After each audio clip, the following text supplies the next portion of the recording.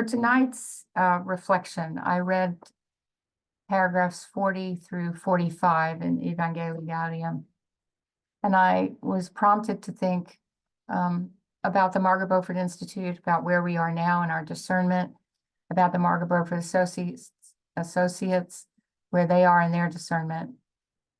And I picked up on just a handful of key phrases pulled from those paragraphs.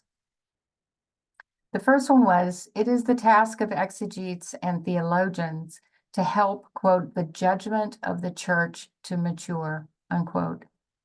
The other sciences also help to accomplish this. And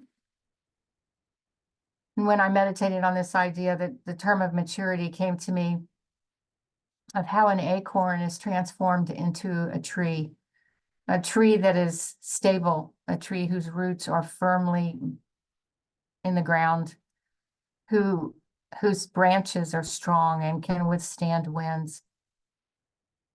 An oak tree or even a willow tree with its flexibility speaks to me of what it means to be mature, and to come into context to look at ways in which that maturity is manifested by the Institute and those scholars and students and alums of the Institute.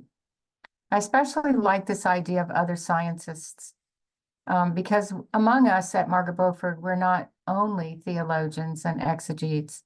Some of us work in the world with the other sciences. Some work in prisons and chaplaincy. Some work in publishing and in business. Some work in pastoral care. And they know that theology is underpinning some of their work, but they don't consider themselves theologians. And yet some of the things that they are thinking and feeling and experiencing are an extremely important part of the Institute and the ways in which we can help the church mature. Such varieties, referring back to all of the sciences and the different perspectives that can be brought to the study of what it means to be a mature church. Such variety serves to bring out and develop different facets of the inexhaustible riches of the gospel. Just like the facets of a diamond reflect the light from different perspectives, I think we are all asked to be polished and to bring forth the facets of our lives to reflect back on what the gospel is really saying at any given time. Rapid cultural changes demand that we constantly seek ways of expressing unchanging truths. I think the Institute has a very special call in its beginnings as a Catholic women's institute to approach things from a feminist hermeneutic, to recognize that it was the women who saw Christ resurrected.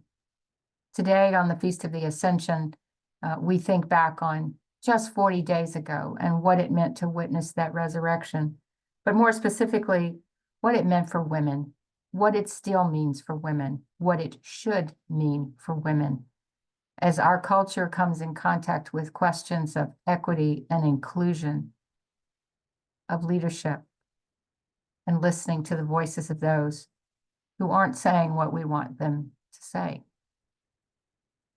Margaret Beaufort is uniquely positioned to seek ways of expressing the unchanging truths of the gospel. The church has some rules or precepts which may have been quite effective in their time, but no longer have the same usefulness for directing and shaping people's lives. My experience with the Institute has been one of welcome, listening to voices that were not heard before, learning about voices that were sometimes silenced. It's a little bit